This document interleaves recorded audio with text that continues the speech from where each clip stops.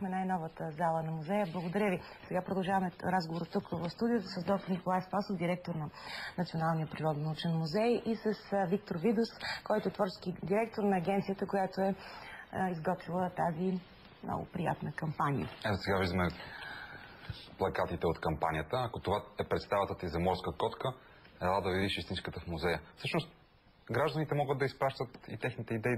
Кампанията продължава, нали така? Да, кампанията продължава. Къде могат да ги качат? Фейсбук продължава. В страницата на Национален природонаучен музей, в Фейсбук, могат да влязат да разгледат другите. И да изпратят нови от тях. Искам да ви попитам, доктор Спасов, от колко време е тази кампания? Усещате ли ползата от нея? Увеличиха ли се посетителите в музея? Колко са само деца или идват ученически групи или... Кой посещава музея? Кампанията е отскоро и е трудно да се измери дали в момента тя вече има някакъв ефект. Но, както виждам, тя се приема с огромен интерес. От всякъде ни се обаждат, а и мои приятели и познати казват: страхотно нещо сте направили. Някога имаше една българска поговорка, че хубавият кон и под скъсан чул си личи, но днешното време е друго. И изглежда, че без рекламни кампании не може, а тази е просто прекрасна. Аз виждам как в момента тя може да се превърне в една игра и в нея могат да се включват всякакви хора. В интернет пространството. Да. А в реалното пространство на музея, колко посетители? Ние имаме обикновено около 60 000 души годишно. Трудно ми е да кажа това дали е малко или много. Имало е години с по 120 000, но това беше отдавна. Вероятно, една рекламна кампания би повишила действително, и аз вярвам в това, посещаемостта, но за сега е трудно да се измери тя още в началото си, а и не можем да кажем дали в тези летни месеци се случва и нещо друго. Трябва да почакаме още известно време, за да можем да кажем дали реално се е отразила, но съм убеден, че тя ще има положителен ефект при всички случаи. Колко е входа? Колко струва входа в музея? Не знам, аз влизам безплатно.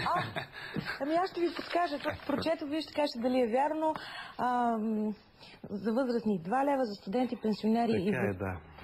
Някой път пенсионери пускаме и безплатно. Има хора, има групи, които понякога пускаме безплатно, защото виждаме, че те искат, имат интерес, а пък трябва да платят нещо. Българинът, за съжаление, уви е беден. И дори тези малки суми понякога са пречка. Колко експоната казахте, че има там? Експонатите колко са, не знам, но всъщност целият инвентар на музея е около 1 000 000. Експонатите са стотици, може би хиляди всъщност, хиляди с минералите. Всичкото това не може да се разгледа лесно, на човек му трябват няколко часа. За 2 лева милиони неща и стотици. Така е. Да, но въпросът е да има интерес у хората към този музей. Бих искала да ви попитам, доволни ли сте от това, което предлагате в момента? Смятате ли да привлечете децата и учениците с някакъв тип игри, специални програми?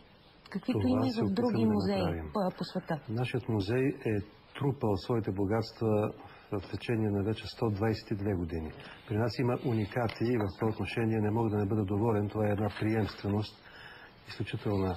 Но днес начинът, по който трябва да се представят нещата, вече е по-различен и за това ние се стремим да оживим нашите зали и витрини.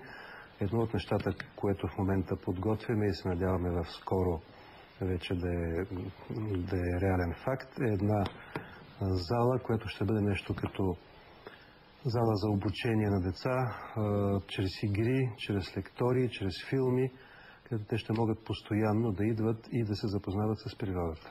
Даниел, ние след малко ще си говорим за каузите, за борбата за хора в неравностойно положение или с нарушени права. Имат ли достъп хората в неравностойно положение? Имаме в момента такава инсталация за хора, които не могат да се придвижват нормално. Знам, че все още има някакви проблеми, тя не винаги работи тъй както трябва, както това се случва, но правим всички усилия, за да могат и тези хора, които проявяват интерес, да видят музея. Добре, ние ще дойдем. Преди да кажи, имаш въпрос, задавай. Не. това е достатъчно. Мисля, че хората са заинтригувани и ще отидат в Национален природонаучен музей. Обаче, един последен въпрос към пиар специалиста в нашото студио. Ето вчера говорихме за реклама, за фестивалът на креативността, фестивал на рекламата в Кан. Ето стана дума, че дори държавните културни институти, те се нуждаят от подобни кампании. Какво още може да се направи? Какъв друг пример бихте дали за добър пиар на Държавен културен институт? Кампанията, която беше спомената за зоопарка, например, също беше един добър пример.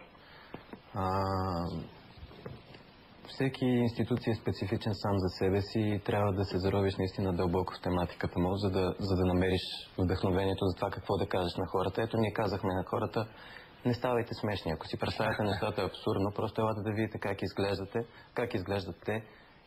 И хората откликнаха очевидно на това наше послание.